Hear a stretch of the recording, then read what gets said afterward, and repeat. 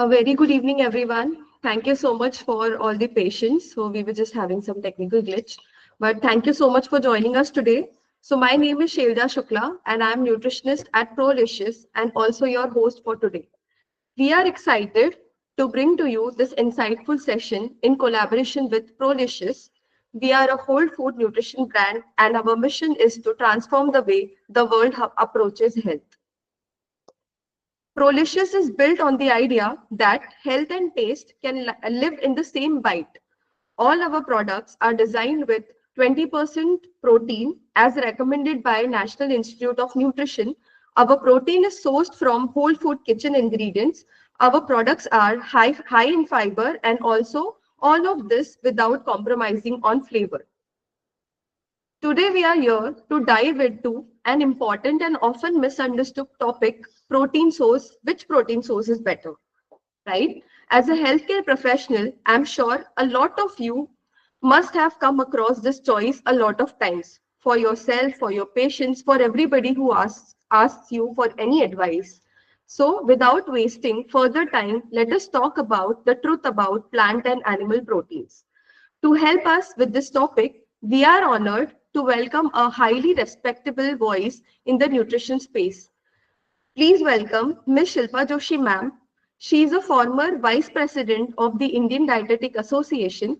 She is a registered dietitian and a certified diabetes educator, founder of Mumbai Diet and Health Center.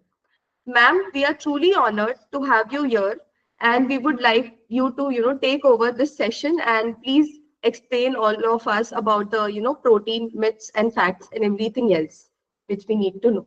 Thank you so much, ma'am. Over to you. Thank you so much, Shelja. And can I share the slides? If you can unshare, then I will. Okay.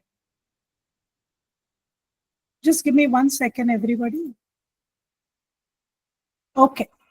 So good afternoon, everybody. And thank you so much for joining today's session. And among audience, I can see a lot of my friends. So welcome, everybody. Today, what I'm going to talk about is protein, its role, relevance, and how animal protein and plant proteins are different from each other and which kind to choose. Okay, so protein, we go to role and relevance. We all know that proteins are essential for tissue repair, immune support, and metabolic regulation. You know, we know that metabolic issues are a huge problem in our country in today's day and age. We boast of highest number of persons with obesity, person with diabetes, person with hypertension, cardiovascular disease. To be Indian, and it's not it's not something that you want, but probably solution lies right in our kitchen as far as prevention and management of these problems go. So we know this, but we are going to just to give you an overview. We are going to go over types of protein. So there are two kinds of protein, and I think to this August audience, this is not a new thing. But again, just to reiterate, go back to basics: animal protein and plant protein. And animal protein, again, compromises of two things: either dairy protein, which comes from milk, paneer, curd, or it comes from flesh food, which is meat, fish, poultry, and eggs. Plant protein in general comes from a couple of sources. It will come from dals and pulses like moong, moat, rajma, chana, soya, so on and so forth. All dals like your moong dal, chana dal, urad dal, tuar dal. Nuts and seeds like, all kinds of nuts, which also includes peanuts. So all kinds of ground nuts and tree nuts and all kinds of seeds. Seeds are also, although a mild, but definitely a source of protein. And then you have plant-based foods like soy milk, like tofu. Nowadays you get almond milk, other things which are also source of plant protein. Okay, what are the salient features? Okay, the salient features, I'm going to go one by one. Animal protein definitely lacks fiber. We know that fiber is a function of plant food, and therefore animal protein lacks it unless it is added to animal food while preparation. Plant protein, in fact, comes with a lot of fiber. So digestive issue with animal protein is there are certain specific kind of proteins, for example, dairy protein, lot of time, more often than not, unless chosen, is accompanied by lactose. And we know that there is a huge prevalence of lactose intolerance, especially among adults. We know high consumption of animal protein because of the lack of fiber leads to constipation. As compared to that, plant protein tend to be a prebiotic source, actually improves gut and also gives satiety like any other protein. The PDCAS, that is the digestibility score of the protein, animal protein is 1. They are highly digestible, but because the digestibility, they are highly digestible and their digestibility score is 1, also leads to constipation, whereas PDCAS of plant protein is slightly lower, 0.4 to 0.9. The reason is there is a lot of fiber which is associated with protein. Okay, amino acid profile. We know that plant proteins have a complete amino acid profile, whereas plant protein, when combined with different plant proteins, can combine together to give you a complete amino acid profile. Okay, what are the methods to improve plant protein digestibility? So we know there are a lot of dietitians among the audience, and again, I do not need to explain this to the august audience, but just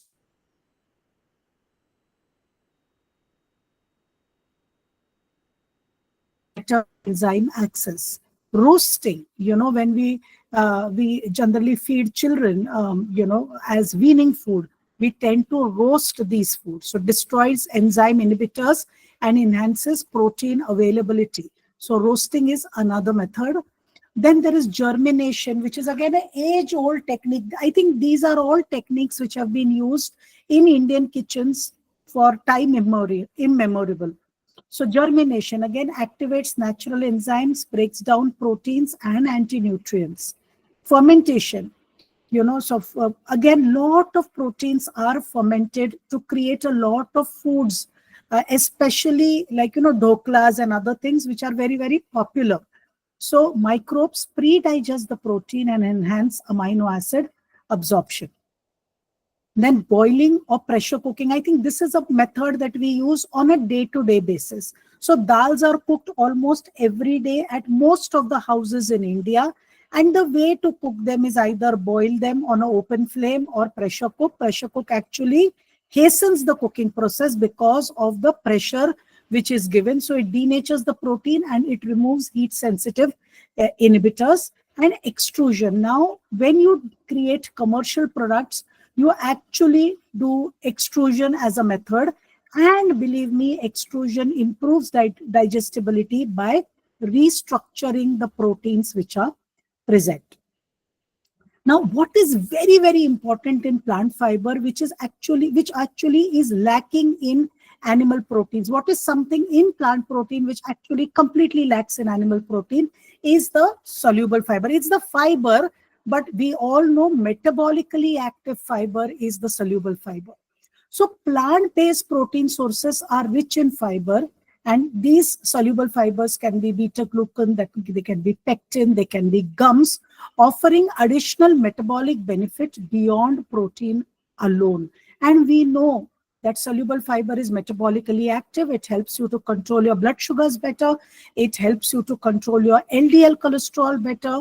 Yeah, so metabolically active fiber is present only in plant protein.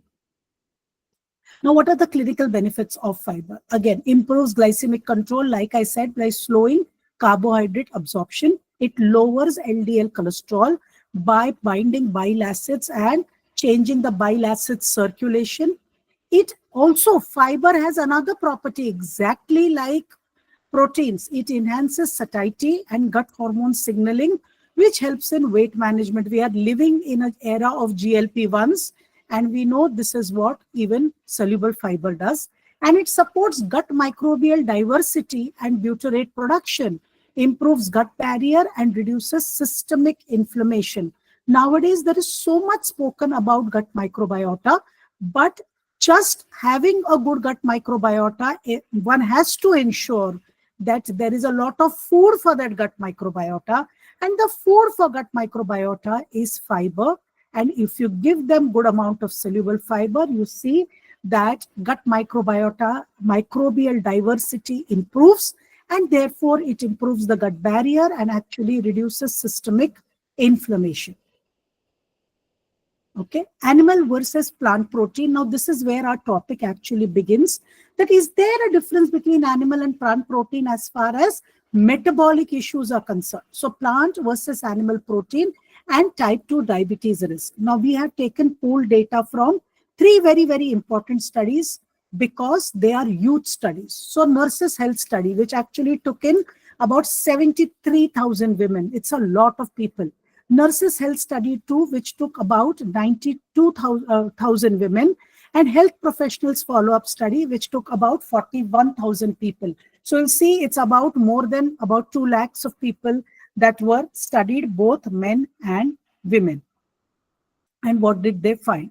They found that replacing 5% energy intake from animal protein food with plant protein reduces the risk of developing type 2 diabetes by 20 to 25%. So it's a quarter percent reduction of development of type 2 diabetes. And when one serving of plant protein was replaced by one serving of either poultry or fish or eggs or red meat, it resulted in about a 13% increase in type 2 diabetes risk. And when replaced with processed meat, meat like sausages, ham, salami, so on and so forth, it actually resulted in a 21% risk. What does this show us? This shows us that plant proteins are far superior than animal protein in metabolic disease prevention and management. Okay, now the second metabolic disease, which is a big risk factor, is cardiovascular disease.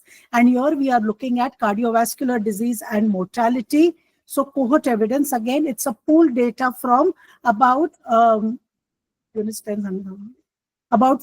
lakh individuals, US adults, middle-aged general population. High plant-based diet score. What does that mean? These people were emphasizing more on plant food than over animal food. So they were choosing to take animal foods as compared to plant food. And they saw that reduced risk of incidence of cardiovascular disease, CV mortality, and all-cause mortality among these 4 lakh people.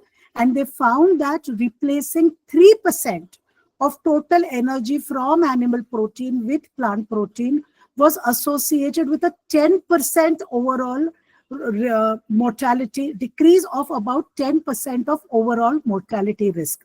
Now understand, this cohort is from US, where eating plant protein is not the way it is in India. So they do not have options like dal and sprouts and whatever we consume. So remember, they could only replace 3% of energy. Yeah, they couldn't replace much more. In India, we can replace much more.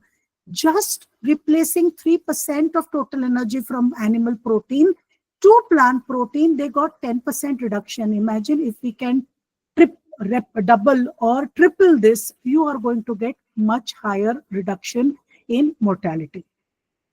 Okay, now we know, and this is about impact of plant versus animal protein on gut microbiota of an individual. You have to understand, for gut microbiota, like we feed ourselves, we need to feed our gut microbiota, and gut microbiota actually lives on fiber, right? So therefore, again, this is pooled data, review of about 10 studies across microbiome, metabolic and inflammatory outcomes. They showed that animal proteins, especially red and processed meat. Now, there is a lot of data which will show you that red and processed meat is actually more harmful among all the animal proteins which are available. Promote inflammatory microbes and trimethylamine N oxide, and raises the CVD, that is the cardiovascular disease and the metabolic risk. Plant-based proteins, in fact, enhance microbial diversity and increase butyrate producing bacteria, thereby reducing the inflammation. So it's very important when you're consuming animal protein, especially red meats, you are promoting inflammatory microbes. You're also promoting production of trimethylamine and oxide. Whereas with plant protein, you are enhancing microbial diversity because you are increasing the amount of butyrate producing bacteria. Plant protein also strengthens gut barrier, and we know gut barrier strengthening is very, very important, not only for gut health, but actually for systemic inflammation, and therefore also supports immune regulation. So in summary, plant proteins reliably are shown to reduce total and LDL cholesterol, reduce inflammation and CV risk. Now, CV risk are very, very important to understand, and inflammation reduction actually means reduction in all inflammatory markers in the body. Reduces type 2 diabetes mellitus risk, and I think this is a very big thing in Indian population, which genetically is more prone to all these metabolic issues. It improves gut health. Any kind of plant-based food will improve gut health always. Once your metabolic profiles are better, your CV risk is lower, your gut health is better, you have lesser chances of getting type 2 diabetes. Of course, your cost of medications will get reduced. Yeah, so that what you are spending on medications, you will be able to spend on food. Rather, you should spend well on food so that you don't have to spend on medications later in your life. And also, when all this happens, it actually improves quality of life. And I think reducing CV mortality or type 2 diabetes, ultimately we want to lead good quality life. That is why we want to live longer and we want to be away from all these diseases, because that actually improves quality of life. Now, what are the challenges? If we know plant proteins are so good, then what are these challenges in Indian context? First and foremost challenges among common people, there is complete lack of awareness of protein sources. People don't even know where protein comes from. Most of people think protein comes from protein shakes. Cultural habits that favor carbs over protein rich choices. And I think this is, I used to always think this is more to do with West India, but I see it in North, I see it in East, I see it in South, we see it everywhere. That the Indians, when they talk about food, they always favor carbs over protein. In fact, in North India, the act of eating is called roti khana.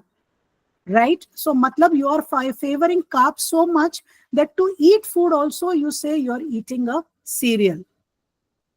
Lack of traditional protein-rich recipes, which are handy, which are easy to cook, easy to carry, easy to store. We really lack a lot of traditional high-protein recipes.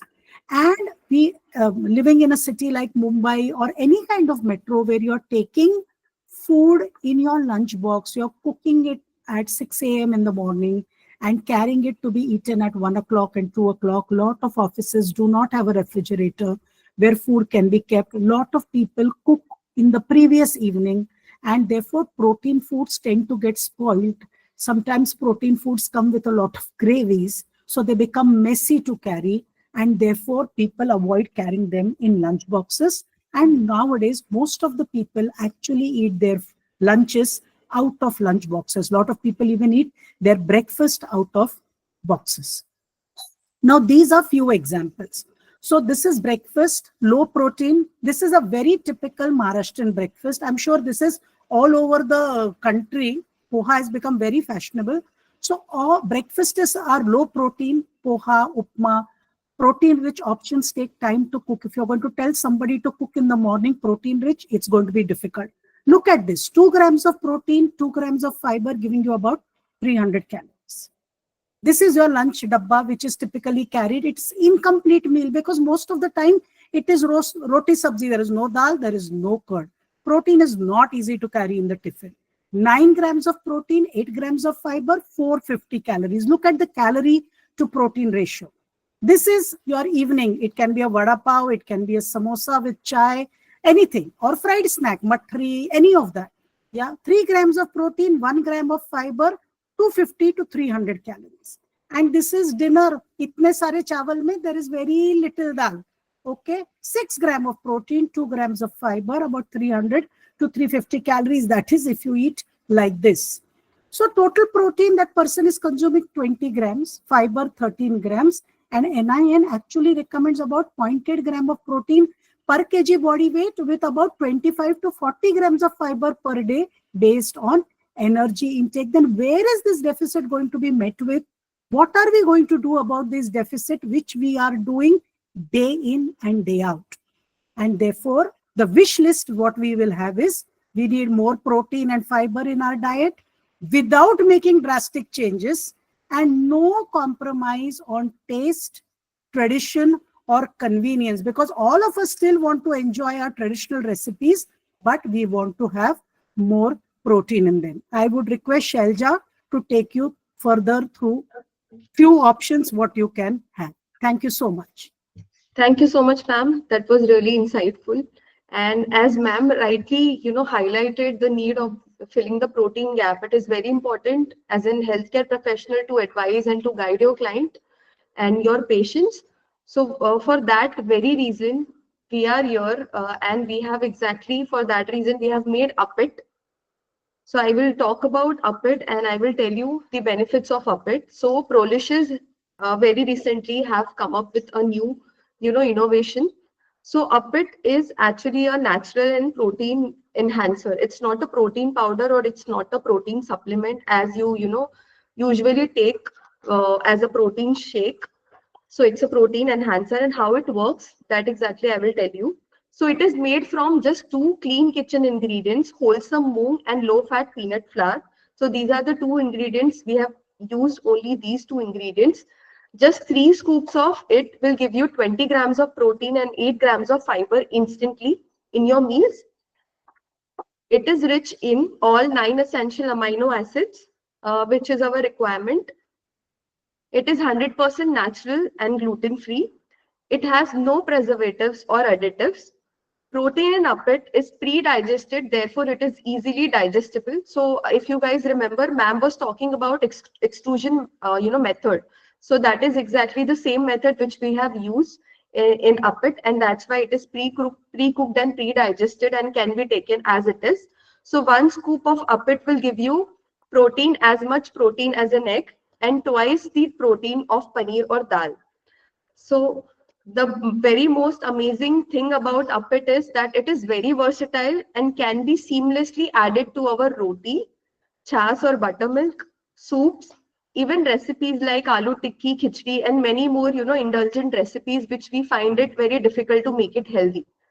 So that's how we can use, UPIT very seamlessly. And if you are someone who also struggles with healthy snacking at 5 p.m. or 6 p.m. where you are, most hungry, we also have our snacking range with high protein, high fiber made from whole foods. Our all products are high fiber and high protein as mentioned by, the NIN guidelines. So thank you so much, Shilpa ma'am, for such a lovely and informative session. I'm sure everyone found it valuable and insightful. Now I'd love to open the floor for any questions you may have. Feel free to ask, those questions. So I would ask every participant to raise their hand, and I will unmute you so that you can ask your questions, and our expert Shilpa ma'am will answer your question. So, Miss Aarti Gawande, I'm just a second. Huh. Yes, Aarti ji, you can ask your question. Can you hear me, Aarti? Hello, ma'am. Actually, my question is, do you think it might be better for people to consider reducing or avoiding the non-vegetarian foods? Yes. I mean, research data shows that less animal foods are better for you. So if somebody, for example, we are not asking people to become vegetarians or vegans or anything. We are just saying reduce the frequency of what you are eating, but do not let it reduce total protein in your food. So keep the protein intake consistent, but try to prefer proteins from vegetarian sources. Thank you so much, ma'am. Thank you, Aarti, for asking that question. Any more questions? Do we have more questions? You can raise your hand. Yes, Mr. Kishore. You can ask a question. Can you hear me?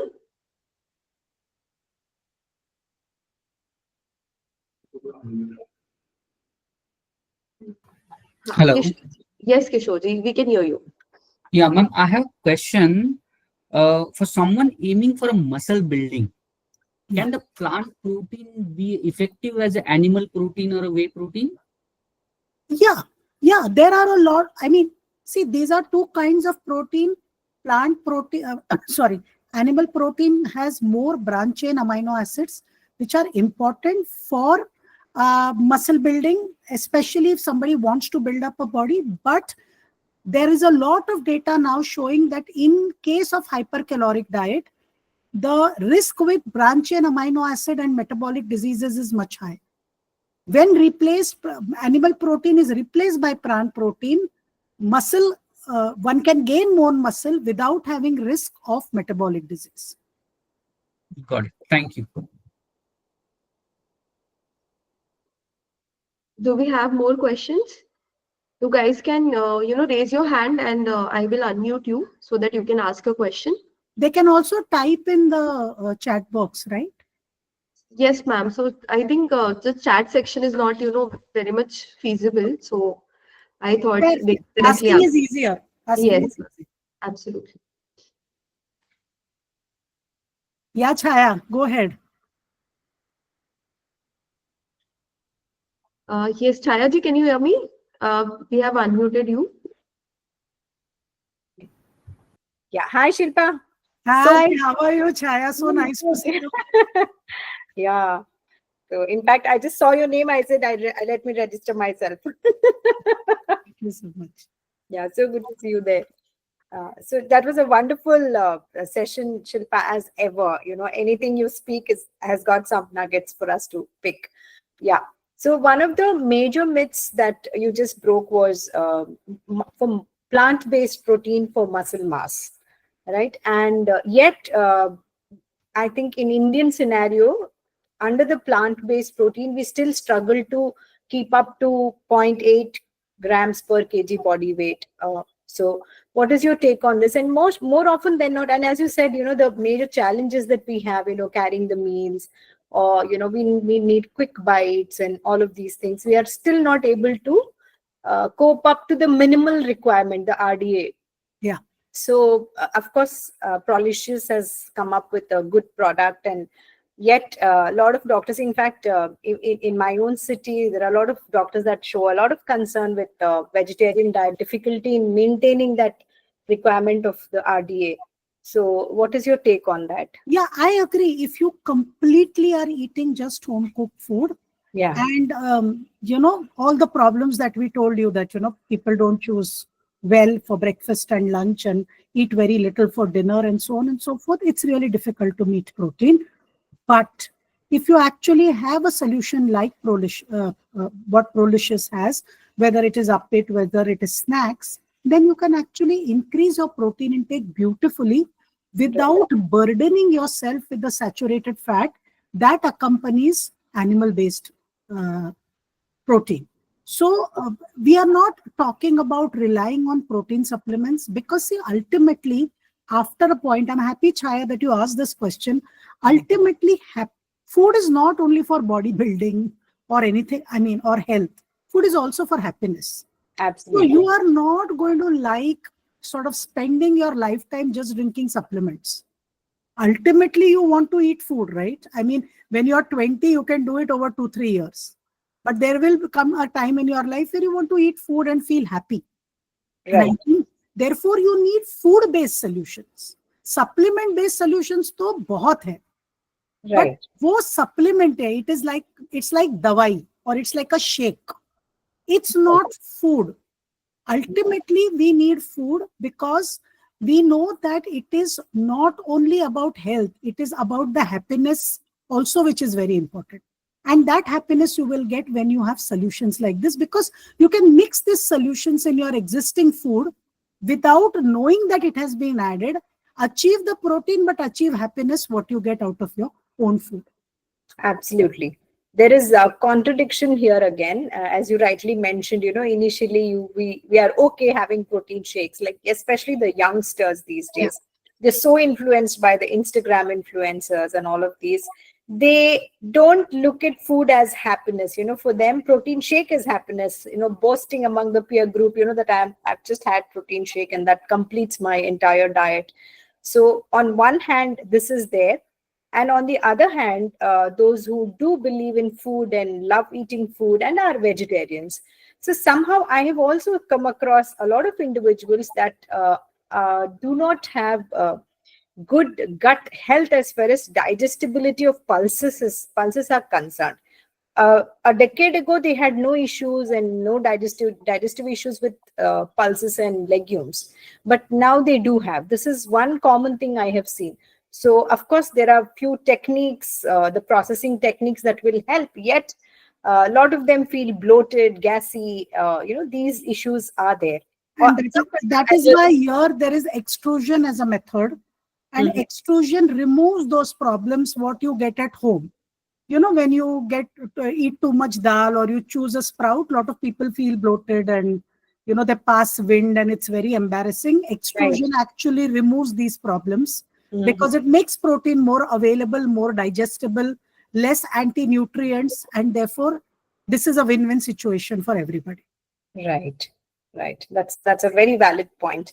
And coming back to another thing that it leads to, mostly people that come with higher uric acid levels, invariably they've been advised by the doctors to stop all kinds of dals. And by the time they come to us, they've already done 3-4 years of skipping dals. Correct. Come with protein deficiency. Correct. So it's really a very hard time for us to put forth the truth and tell them it's just not all kind of proteins, it's just the purine that is making your uric acids go high. So the damage is already done. Yeah, that's true. And therefore, I think because we read from the Western textbooks where it is said that protein sources can be high in purine, and therefore we presume it is also for plant-based, but no, plant-based proteins are not a rich source of purine. Very few of them have. Yes. And there is a very beautiful gout pyramid, which is published in New England Journal of Medicine. I think everybody should refer to it, where plant-based foods are right at the bottom of pyramid, including legumes. Okay. And they say that you can freely give it in hyperuricemia and there is no problem at all. If you can share that link, we could just put it and send it to all the clinicians around us. I will. Yeah, that's great. Thank you. Shilpa, it was wonderful communicating with you. Always a pleasure conversing with you. Thank you. Thank you so much for asking that question. So, ma'am, we have 2 more questions in the chat section. I will read that for you. So, first question is from Kishorji. For vegetarians, what's your advice on meeting protein needs without relying heavily on supplements? So, like I said, that protein advice, just if you're relying on homemade food, then you will have to sort of start including, first of all, protein awareness and inclusion of protein in every meal, because plant-based foods are bulky. So you can't eat all foods at one go. So you cannot be eating 2 katoris of dal and roti and whatever. It's very difficult. And therefore, first thing is awareness, including protein in every meal, breakfast, lunch, dinner, snack if you're eating. Second thing is try to find options which you can mix in your food and that can enhance the protein in your food. So they are not supplements, they are additives to your normal food, exactly like a pit. Okay, thank you so much, ma'am. We have one more question. Do plant-based athletes recover faster compared to those on a mixed diet? And also, can switching to plant protein improve overall athletic performance and health?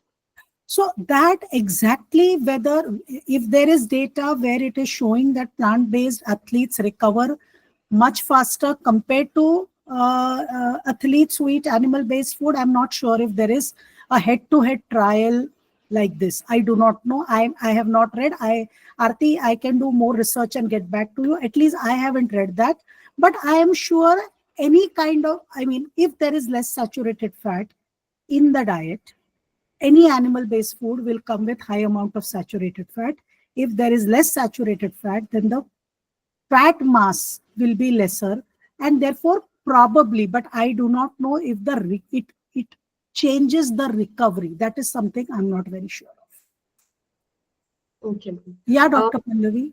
Yes, Dr. Pallavi has raised her hand. So, Dr. Pallavi, can you hear me? We have unmuted you, so you can ask your question. Dr. Pallavi, are you there? Okay, so I'm not sure if she's able to hear me. So, Mantasha, you have raised your question. Have you unmuted her? Yes, Dr. yes, Pallavi? yes.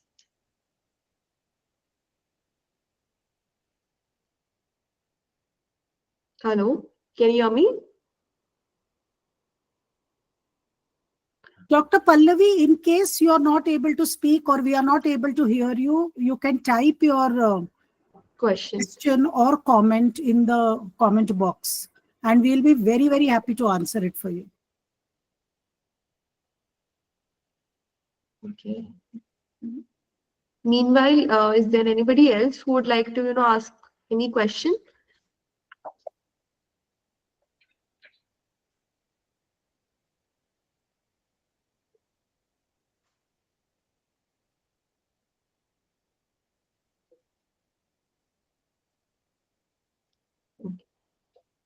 You can raise your hand and we will help you unmuting yourself so that you can ask a question. Please feel free to ask any questions you may have.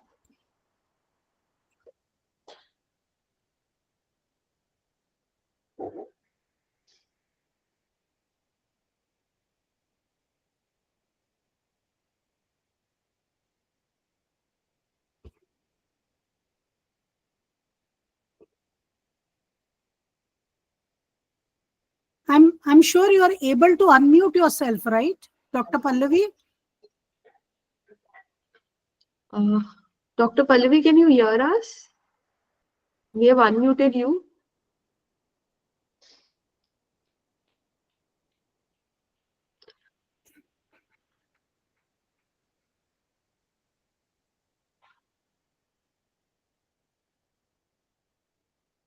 Anybody has any questions, please feel free to ask. We are here. We'll be here for a few more minutes so that we can answer your question before we wind up. Shelja, along with Dr. Pallavi, Aarti, who is one more who has raised the hand? Two more. Nadir, Mr. Nadir, can you hear us? We have unmuted you. You can ask a question. Or Miss Aarti, do you want to ask anything else apart from the question you asked before? Hello. Yes, Yeah. Nadir, we can hear you. Yeah. Hi, ma'am. I wanted to ask, what are the good sources of vitamin D if we talk about plant sources? I'm sorry, there aren't any plant sources of vitamin D. Okay. Vitamin, yeah. So my vitamin D, actually, there are very few dietary sources of vitamin D. So even if somebody eats animal-based food, Mhm. plant protein, vitamin D supplements are something which will suffice the need.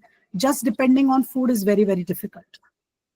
Okay, because my own levels are like 8 currently. Yes. So you should be taking a supplement. All right, ma'am. Thank you. Yeah, supplement as in medication. Sure, sure. Yeah. Thanks. Thank you so much, Nadirji, for asking that question. Mr. Nikhil, do you want to ask any question? You have raised your hand. We have unmuted you. Can you hear us? और miss Sarla, do you want to ask any questions? हमने unmute किया है आपको, आप सुन सकते हैं मुझे? Hello? Dr. Pallavi, are you there? Can you hear me now? You're audible. I don't know if they are able to speak and they are audible to us. That Yes. I'm not sure. Okay. Unmute तो किया है. Miss Aarti, do you want to ask anything else? Can you hear me?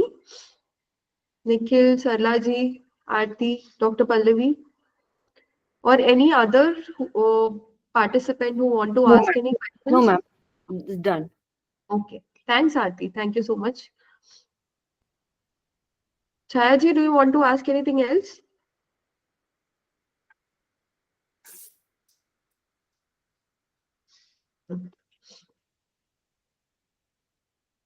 Yes, Chaya ji.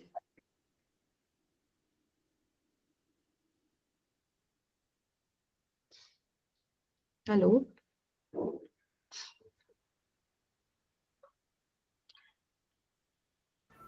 Yeah, can you hear me? Yes, yes, very Yeah. clear. Shailja, can you share the details of your product and its availability online and all of these details? And that would be Absolutely, absolutely, ma'am. So, ma'am, our products are available on, all the e-commerce website. So it is freely available on Amazon, Flipkart. We are going to be soon live on, Swiggy, Instamart, Blinkit Pay. We are on already live, and our own website for sure. So www.prolicious.com is our website, and we will get connect with you one on one so that we can give you complete details of our product range and everything else. So that I is I have Chaya's number. Don't worry, I'll give you. I'll take it from you, ma'am. Then yeah, Chaya, ma'am, is that okay with you? perfectly fine. Yeah. Absolutely, ma'am. Thank Thank you so much for asking that question, and we are very delighted, and we'll be surely connecting with you very soon. Thank you so much. Thanks. Thank you so much, ma'am. So, ma'am, I think there are no more questions. I think आपका session इतना clear था that people do Oh, not there have. is a question now. Oh, yes. Does Does Uppet Uppet, change? yeah, go ahead, go ahead. Does Uppet change the taste or flavor of the meals? It doesn't. That's the beauty of it. So you do not know if you have added it or not added it. So please try it once so that you will know what happens with it. That's great. Any more questions? Ma'am is still here. Thank you so much, Kishorji, for asking that question. Okay. So I think, ma'am, we are done with the session and it was very helpful and delightful. I am very, very happy with the response we have received. This was our very first, session with for all of you. And we are promising that we are going to, come back soon with another interesting topic. So we are going to continue doing this on every second, Friday of every month. Please stay tuned, and we'll get back to you with another details very shortly. And meanwhile, if you have any questions, you can reach out to us on our website or our social media handles, and we'll be there to support you and help you in best way we can. Thank you so much, ma'am, once again. It was really nice, and I'm very much excited कि हमारा जो ये weekend है, थोड़ा protein भरा thought रहेगा इस weekend. So I'm sure everybody will think of adding their protein and meeting their protein naturally. Thank you so much, everyone. Thank you so much for joining in. Have a great weekend, everybody. Have a great weekend. Thank you so much. We'll meet you soon.